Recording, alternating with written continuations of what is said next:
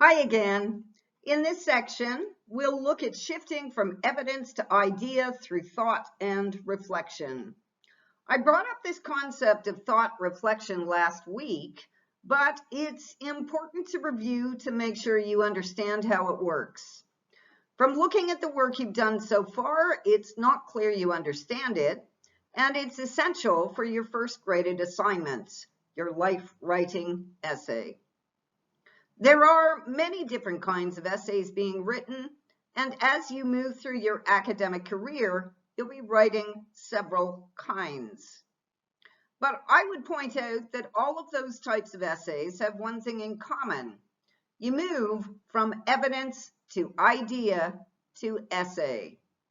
You show us evidence instead of merely telling us about it. You build various pieces of evidence and your interpretation of them into an idea, and through the movements you create, through your thinking, the unique perceptions you build, and the structure you give it, you create an essay. The essay you're writing for this class is called a life writing essay, and most of the readings for this module are by writers who excel in this mode. Alice Walker, Amy Tan, Jamaica Kincaid, Brian Doyle, Barbara Kingsolver. They're on the reading list because they serve as models for you, as do the exceptional essays written by students. Samara Hennett, Mitha Nandagopalin, Michelle Sui, Jean Neffinger, Stephanie Chen. Each of these writers crafts an idea based on their own experience, with thought and reflection, creating movements and building towards a complex idea. Each of these writers shows us their thinking on the page and how that thinking shifts and makes thoughtful turns, creating movement about a theme or a concept. Please note that none of them tries to prove a point. None of them repeats or belabors a point, and that each one of them leaves us thinking for ourselves about what they've said. That's what you need to do. Begin with your own experience, but don't stop there. You need to figure out what concepts you're exploring that show up in that scene, and you need to show us your thinking about those concepts on the page.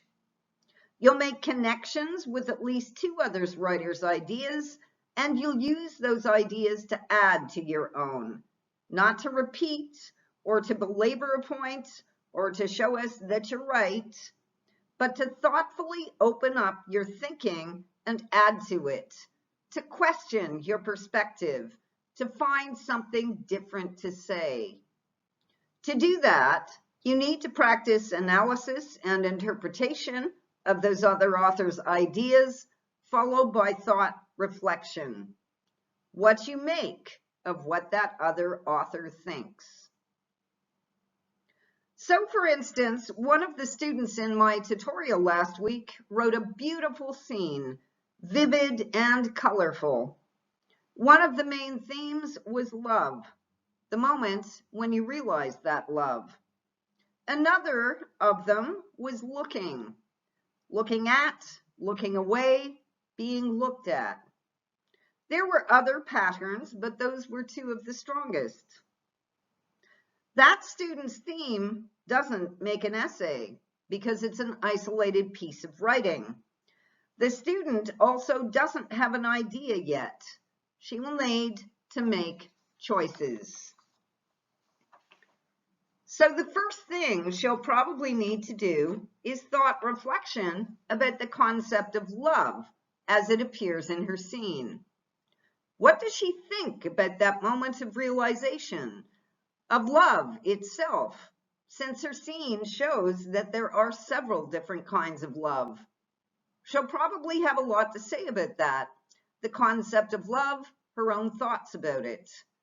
When she finally gets stuck and has nothing more to say, then she'll look for an author with an idea about love that's different from her own. She'll incorporate that author's idea and she'll use it in some way to add to her own thinking. It could even be that the new author questions the student's ideas about love. It could be the author has thought of something that the student has not. Whatever that something is, the student is going to create movement in her thinking through that author. Again, thinking and reflecting about that new idea in light of her own. And when she's finished that piece of thinking, she'll look for another author or source, an essay, a novel, a poem, a film, for new inspiration to create more movement. Your idea should tell us something new, something we haven't heard before. You should make that leap of imagination into the sun that Copernicus made and that Bronowski told us about. And that can be one of the most challenging, yet one of the most rewarding things you'll ever do. You can't fall into cliche. You can't simply tell us what others think. This has to be something you've thought of, a fresh or new way of looking at the concepts you're exploring. In the case of my student, she needs to show us something new about, perhaps, love, if that's what she chooses to write about. You don't need to change the world, but like Edgerton, you can show us a new way of looking, of thinking about those concepts in your scene. And here's a hint. If there is no thought reflection in your work, then you don't have an essay. So let's take another look at thought reflection in other writers' work. Michelle Suey and Amy Tan were on the reading list for this week. Michelle Suey is another student who wrote her essay for a first-year class. Amy Tan is a published and very popular author. Let's take a look at Tan. If you've read her essay, her title is compelling and evocative, and it resonates with the content of her essay. Tan includes several scenes in her essay, memories, just as I had you write. But after each of these small scenes, you can see her thinking on the page, mulling the concept of the different kinds of Englishes she's used and still uses in daily life, in talks and presentations, and in her writing. Tan wrote the best-selling novel, The Joy Luck Club, and in it, she uses many of these different Englishes. Let's look at the difference between the scenes, which are mostly descriptive, and what happens after them. The strategy I'm about to show you is a good one for you to practice in your own work, and it's simple. Highlight every instance of thought reflection, of thinking on the page you come across. You'll soon be able to tell how much is there. We don't have the time or space to go through the whole essay, but we can focus in on one section, the part where she gives a transcript of her mother talking about the man who wanted to be adopted, who became a powerful gangster, and who showed up at her mother's wedding. Find that part and follow along. I'm going to put the PDF on the screen and use a highlighter in a moment to show you an example of thought reflection. Here's a share screen of Tan's mother tongue. The part where she uses a transcript of her mother's speech is the equivalent of a scene. It becomes an example of her mother's use of English.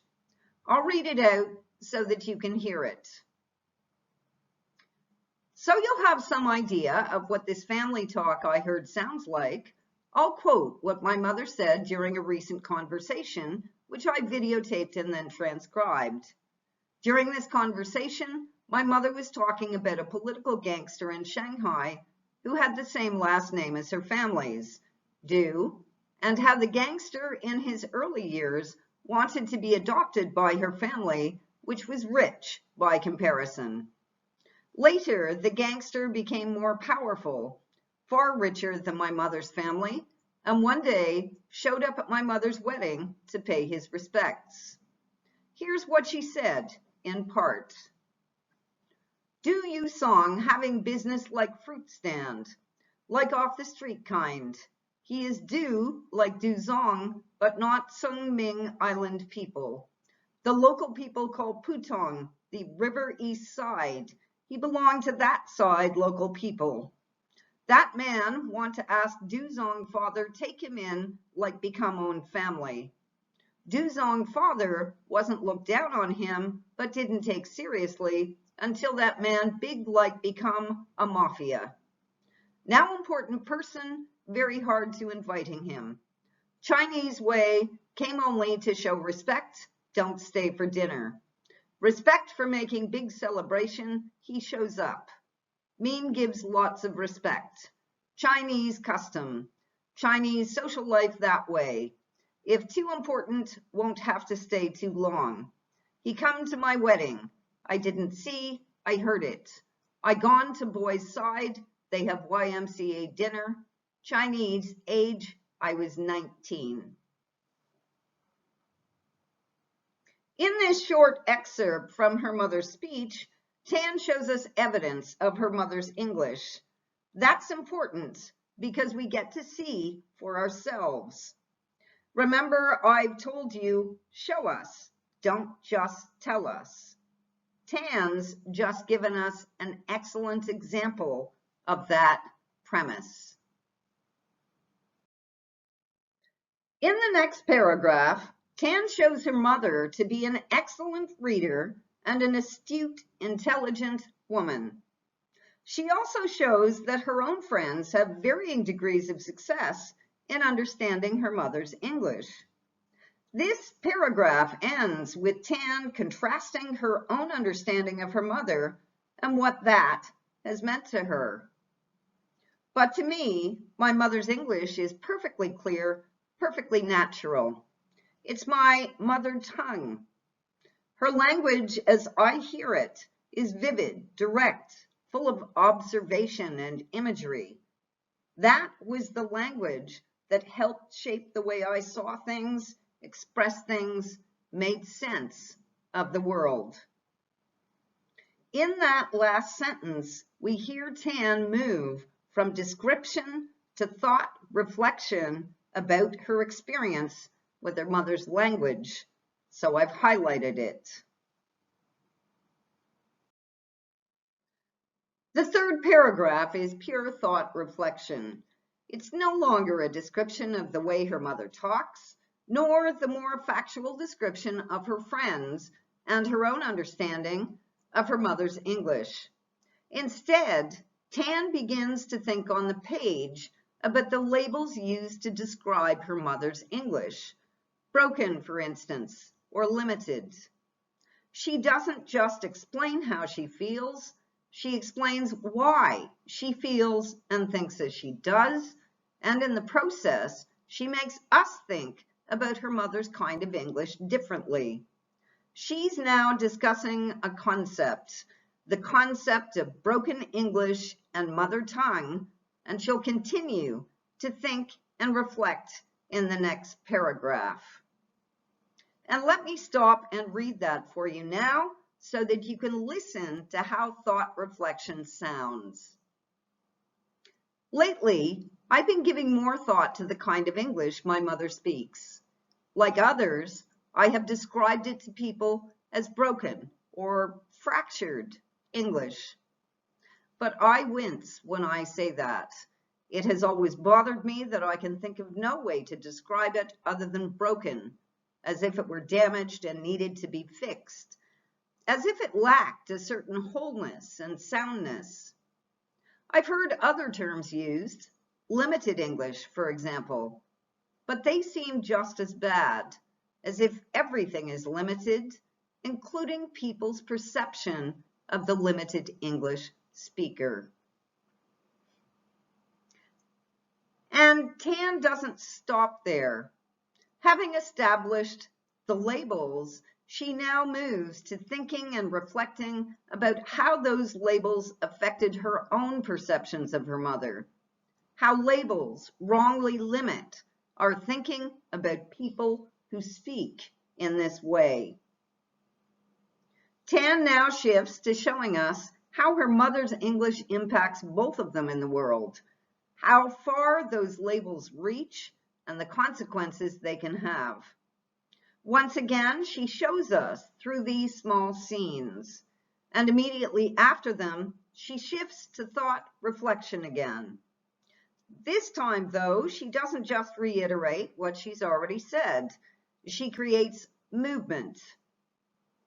Her thoughts now move to the impact parents' ways of speaking have on children, and further, how tests of English are set up to be themselves limiting.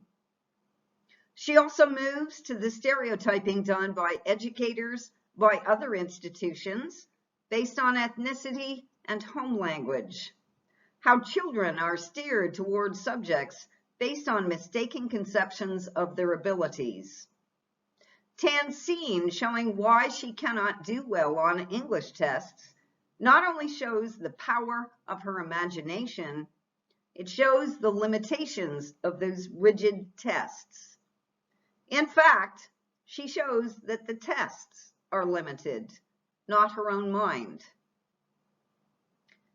That's as far as I'll go with thought reflection. It's an important concept and strategy that needs to show up in your own writing for this part of the course.